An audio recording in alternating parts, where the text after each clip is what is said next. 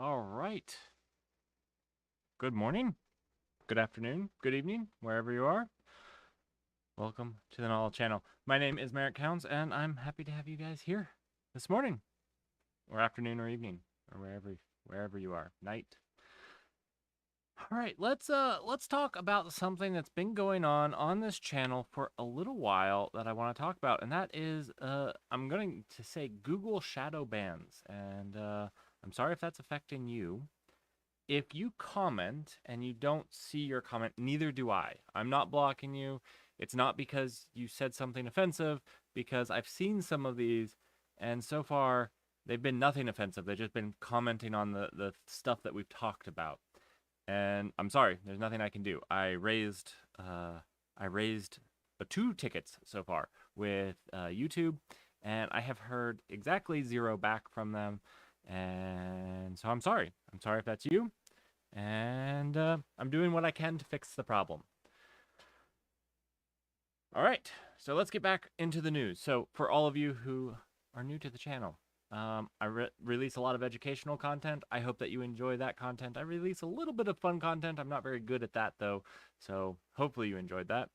And I do the news. So I think that it's really important as software engineers to stay up to date on the news. I find some fun, interesting news, but I also try to keep it useful for the most part. Not always, but I try. All right. So, and that's what we're going to do this morning, as we always do every single. Not every single morning, but most mornings. All right. As always, these opinions here are those of my own. I have not been paid or asked to say anything by anyone. That includes past, present, or future employers. These are my own opinions. Let's get on to the news. Now, before we get on to the clickbait title, which really should have been I was right, but I've already used that title once before, so I decided not to use that title again. But if you watched my 2022 technologies to watch, you'll see some of that coming to fruition, and you're like, yeah, it's only January 17th. Merrick might have been on to something. All right, let's talk about security. We had some security things happening here, and let's talk about them. So first, there was this remote access Trojan spread through Microsoft Azure and AWS cloud service that led to a lot of abuse. So if you're running in these, there's a lot of people trying to get into your account and mine cryptocurrencies with it, and there is a lot of abuse. So you need to be watching out for that. But that's not the most interesting. This NoPack exploit with Microsoft's AD flaw. This was a little more disconcerting. Azure's been hit with several security flaws as of late, and so I actually did some digging onto it because it felt like in the last year they've had several major ones. And this person actually posted, and this was actually a really good one. Azure Scapes, Chaos DB, and Omigod is the 3 that I'm thinking of, is the major Azure ones. And this person is like maybe hating on Azure a little bit more than I think Azure deserves, but these are pretty big deals, especially Chaos DB, I think was their most egregious one. Although Azure Scape was also pretty bad. But why do I bring it up and why do I pull this out is that there might be some knee-jerk reaction that says, hey, let's do this in our own data center, and let's the cloud is less secure. And I would argue against that. If you've ever tried to secure your own network, it is so much harder. Just things to like, how do you not be DDoSed? And the fact is, that's actually a hard problem. And if you're putting it into your own data center or your own IP address, it becomes a much more difficult thing. And you actually have to start worrying about these. And for a lot of people, you don't have to worry about those because you're running in a cloud. So I don't think that's a good knee-jerk reaction. I think that you're actually probably more safe in a cloud than you are running in your own data center, unless if you're really large and can handle that. But a lot of us aren't really large and don't want to handle that. So anyways, thought I'd bring it up. This is the security. Azure is fixing some of the security flaws, so you can read up on here. Yeah. The last thing I wanted to talk about, well, I guess there was this, but I really wanted to talk about this. I talked a little bit about it. It was kind of a breaking news story last week, and it went into your pipelines. There's this guy called Merrick, shares my name, except I have an E in mine, but I think they're pronounced the same. I haven't talked to him. Merrick, if you'd like to talk to me, I'd love to host you. Anyways, he basically tanked his own projects, um, and uh, and this caused a lot of trouble for a lot of people. And I guess it was Faker and Color.js is the big ones. Um, and he actually lost his account to GitHub. And I didn't comment a whole lot on it because it was a breaking story, and I want to reiterate that I don't condone tanking other people's projects because you're actually hurting other people. Now, I know that Merrick, as I've read, was really trying to talk about the corporations that used his projects and never gave back, never donated code back, and never donated any money back or anything like that. And so it was a form of activism. I still don't support it because, and I'm happy to have my mind changed and for you guys to comment on that, but I never support activism that actively hurts other people. That's not the right way to do it, and this did actively hurt other people. Now, that being said, I do support his right to actually do it. I don't think GitHub should have, those were his projects. GitHub and everybody shouldn't have stepped in unless if they were thinking that it was a security, somebody had hacked his account and was doing it. That makes sense, but I don't think that's what they were doing. But anyways, that happened. So always know who you're using, and donate to them if they're open source. It is the right thing to do. So anyways, yep. Let's get into cloud news. I don't have anything more on security.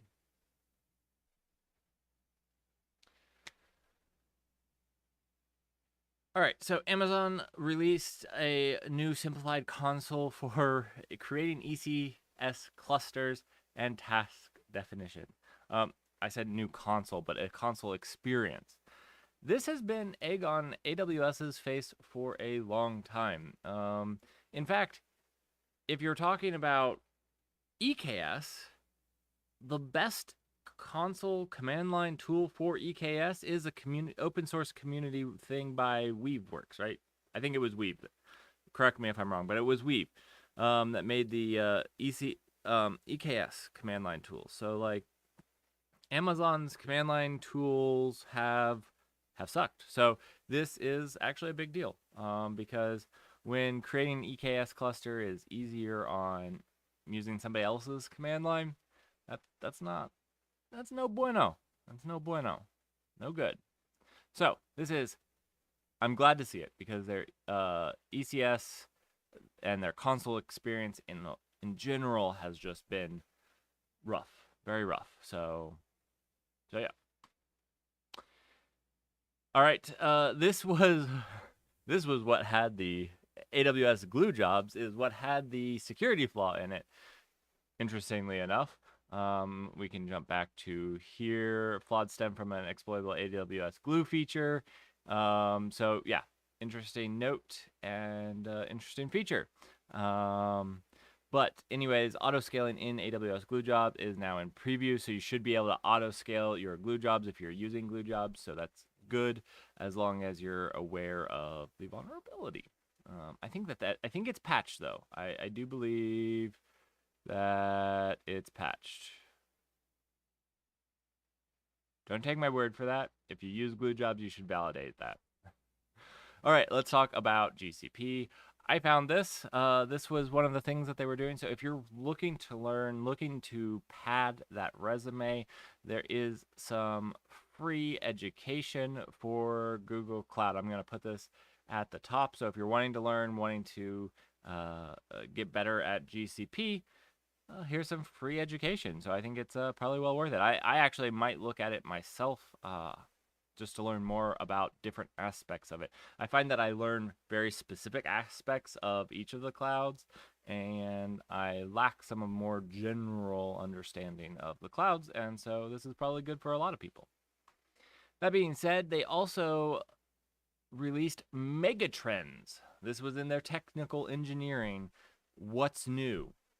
Megatrends. So I thought I'd check out the megatrends, which happen to be economy of scale, shared fate, healthy competition. I didn't actually understand this entire thing, especially why it's in a what's new blog post. Also, I don't think the clouds are necessarily simple. Anyways, go ahead, check it out. These are the megatrends Google has seen as the leading cloud reasons. These are why people adopt the cloud. I might tend to disagree with them. They should have contacted me, but anyways, and megatrends. That's we're past trends, people. We're into megatrends. This is cloud scale. This is cloud scale. All right. So there are some price reduction for Azure confidential computing. I think that's because after all the leaks, it's not confidential anymore, so they made it cheaper by up to 33%. I did want to call it out because while I did make a joke, it's quite a bit cheaper. 33% is not a small amount, so that's actually quite a bit you could save if you're using confidential computing, which I don't actually know what confidential computing. I'm assuming that this is part of their federal. I don't use it, so I wouldn't know. And then their static web apps, their Enterprise Edge is getting into public preview. This is like Cloudflare's. Cloudflare will allow you to run their thing at the edge, or your static web app at the edge, and they do it really fast. This is kind of competition for that. So if you're using that, yeah. Yep, and has a lot of stuff like protected against DDoS attacks and native support for IPv6 and HTTP2. So, cool. They should have put HTTP3 out there, but whatever. All right, and now for today's clickbait.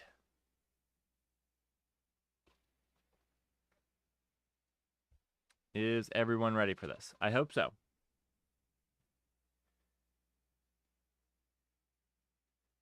Sorry, I had to stretch a little. All right. Oh, this is 1 second. Tabs are out of order. All right, we're going to go into our Kubernetes section. Like I said, I've wanted to start a Kubernetes section. And so we're going to go into our Kubernetes section, and here is our clickbait. All right, so I said, and I have said for a while, chaos engineering is where it's at. There is no better way to understand how your app is going to handle failures. And your app is going to have failures. That's the thing. You can never mitigate all your stuff to not have failures, whether it's the cloud going down and whatnot. Actually, if you're not yet, we have a book club going on, Designing Data-Intensive Applications. And one of the things that he goes over is understanding how much risk you want to mitigate. Anyways, chaos engineering is a really great way of understanding that mitigation and what you're trying to mitigate. Anyways, that being said, there is a new player on the field. I've always talked about Chaos Mesh, which has been my go-to Kubernetes chaos engineering. Wait. That's not the right one. This is the right one. Litmus Chaos becomes a CNCF incubating project. I actually had never heard of Litmus before, so this is interesting, and this isn't a recommendation from me. I haven't used Litmus before, but it is an open source chaos engineering platform that enables teams to identify weaknesses. Anyways, it's Chaos Mesh, effectively. It's been accepted into the CNCF, which means it at least meets some technical standards, and it's something worth checking out. So I have it up here. Litmus is here. It looks interesting. just like Chaos Mesh does. So it's definitely something, if you're looking to implement it and haven't already implemented Chaos Mesh or something like that, you should definitely check out Chaos.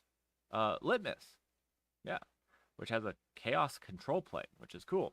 It looks really interesting and definitely worth checking out. So I really think you need to have chaos engineering in your test if you want it to survive random chaos.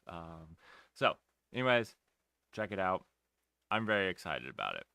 On the Kubernetes, there are a couple other Kubernetes blogs. So this is just a blog post on chaos engineering that I thought was really helpful. It's a blog post on chaos engineering in Kubernetes. So yes, check that out.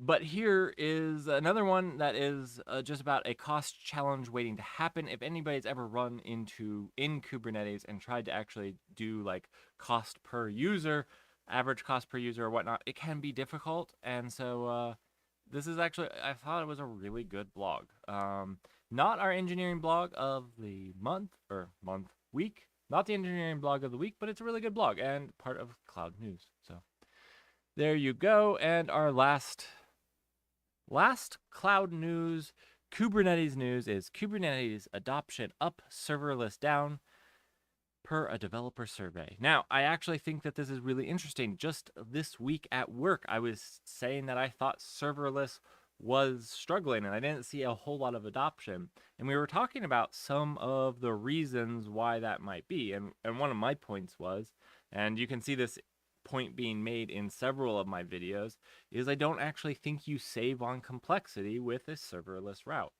A lot of people would do serverless because it's supposed to save them complexity. And if it's not doing that, then what is serverless supposed to be doing?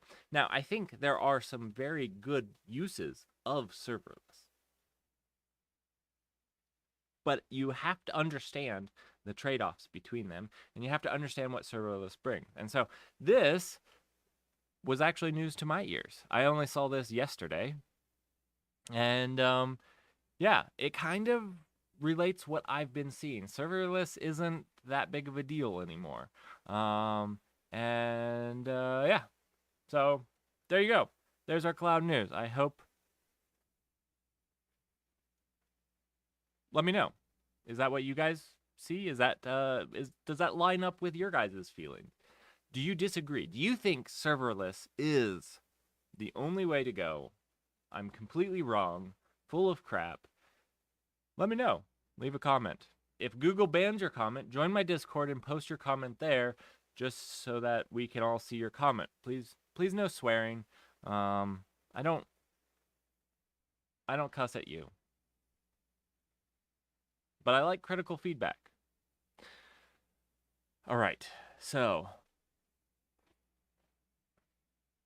here is a blog article that I'm going to label as the engineering blog of the week. There was actually a couple good ones. And it's called 5 Weird Signs of an Inexperienced Self-Taught Programmer. Now, I'm going to actually say that he should have taken out self-taught. Now, while I think it holds true, I think that this is just a 5 signs of an inexperienced programmer. I've seen it in more than just self-taught. Now, I'm a self-taught, as most people would know. I taught myself pretty much everything that I know. That's not actually true. I actually relied on some people that helped me. I owe a lot to a lot of people on helping me as I grew. And that's why I even do this channel, is to help you guys grow. All right.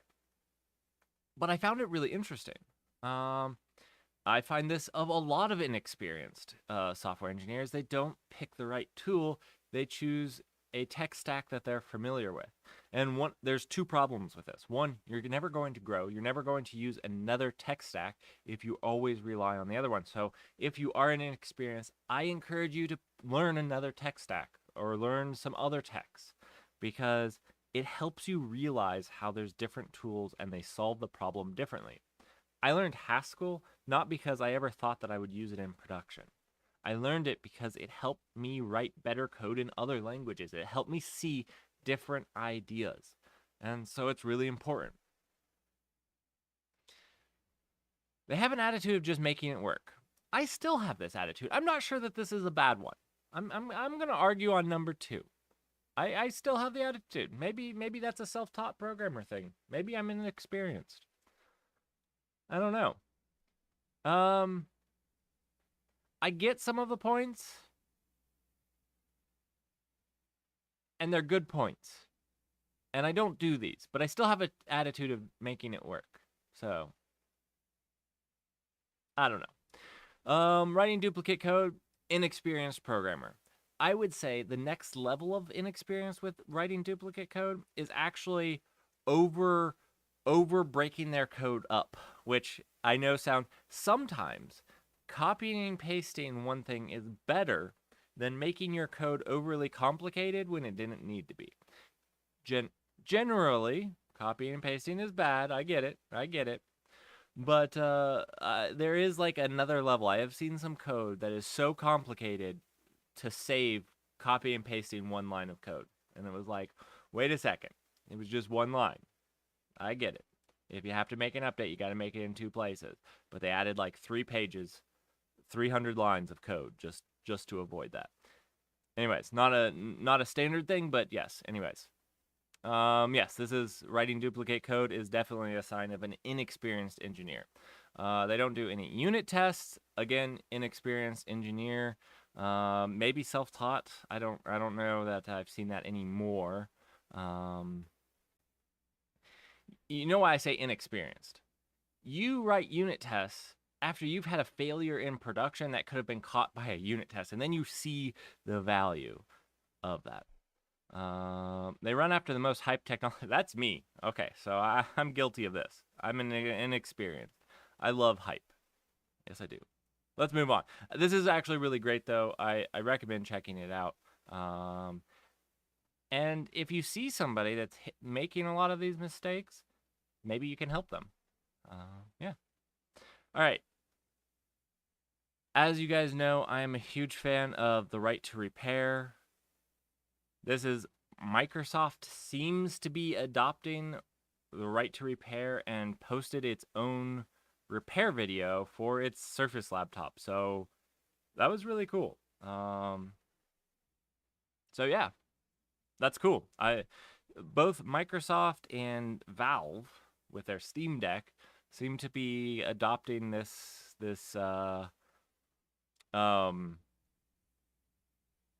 stance, and I'm very happy about it. Very happy. Apple? Oh wait, you make a laptop that's all soldered together. There is no repairability. Never mind. Apple can't do that. All right. I read this, and I actually talked to some people from LastPass, and this seems to be 100% wrong. So I did the digging for you guys, and this doesn't actually seem to be true at all. I dug into it, and I have not found this to be true at 100% not true at all. And if you contact their help and have a paid plan, they will gladly help you export their thing. So if you can prove me wrong, please do it, because this would be a travesty, and I actually know some people that work there. But this does not seem to be the case at all. So yeah. Anyways, if you see this, go ahead and try to export your keys. I don't think that they do that. I was able to myself. I personally tried. So, all right, here's an open source. This one actually was a pretty good article on why they built an open source testing framework. And why it was pretty good is it doesn't actually go into the open source testing framework as much as why they built it and what challenges they solved and what the challenges they were looking to solve. So anyways, it's a cool read. It's not a long read. Let's move on. This is one I haven't actually read. I want to read. I've been doing some Rust programming. Here soon you're going to see a video on a database I've written in Rust. So I can't even comment on it. It's an article on Rust, so I'm sure it's awesome. Obviously, there's some pitfalls, but let's move on. Here's one. Git.io no longer accepts new URLs. It looks like they're deprecating Git.io altogether. So if you're using Git.io, you're probably going to want to move on. As we will be deprecating the tool in the future. It looks like Git.io is going away at all, completely. So if you're using it, you might want to jump off or start looking for a new service. I found this interesting. WSL is the leading reason I find that Windows would be a better development experience than Mac. I mean, personally, I use just Linux, but if I had to pick, I would probably pick Windows just because of WSL and the fact that they have window management. And I don't know, it's 2022 and Mac still doesn't seem to know how to manage Windows. I was quite disappointed with Mac Pro that, I can't just make the window full sized. That seems, or snap it to the side. I can pay an extra $10 for it. I'm sorry, this is not about my qualms with Mac and the fact that they give me a half-baked OS. Anyways, WSL is getting better, it seems. So when you type sudo, you can actually they actually have hello, like fingerprint working. So now you can do like sudo apt update and use your fingerprint scanner on your laptop. I think that's actually pretty cool, and bringing the whole security stack in line. So yeah, actually I think that's pretty cool. I thought it was cool. This was runner-up for the second best blog article. Building Lyft's incentive platform. So a lot of times, the things that we build are based off of a business requirement. And this goes into taking that business requirement, the incentives, and that platform, and marrying that to the technology side and what it means and what it entails and how you can actually frame your incentive programs for scaling on technology. So it was interesting. It's not super technical at all. There was very little technology in it, but just basically goes over how they designed at a high level their incentive program. So I thought that was really cool, and how they did like different campaigns and monitored that and all of that. And yeah, pretty cool. That's it. That was all I have. I know. I finished in a half hour, just like I've always tried to do. I hope you guys liked the news for this week. If Google is shadow banning you on YouTube, I apologize. There's literally nothing I can do about it. I'm not blocking them. I don't even get to see them. If I'm not responding to your comment, assume that I haven't gotten your comment. Actually, interestingly enough, every once in a while, in my comments I haven't commented on, one will appear, and it'll be like 6 months old or older. And then I don't even know if I should comment on it, because then it looks like it took me 6 months to comment on your comment, but in the fact, I never saw it until just now. So then I just ignore it and pretend it never happened. That's how I roll. And I'm sorry if that's you. I try to comment on just about everybody that comments, except if Google doesn't show me that you commented. So anyways, sorry if that's you. Thank you for joining me for the news today. Thank you for all of your guys' support. Join me today for the first book club. This bad boy, we're going to spend the year going over this. Then we're going to have a hackathon. And it's going to be a pretty fun hackathon, I think. So if you want to be a part of that, you don't have to do anything. But reading this book, this is going to be our theme of the hackathon. So it might be helpful. And the hackathon's all going to be about learning. So join me. All right. I'm going to see you guys. I'm going to see you guys next week. And I'm going to keep making videos. I don't have anything else to say.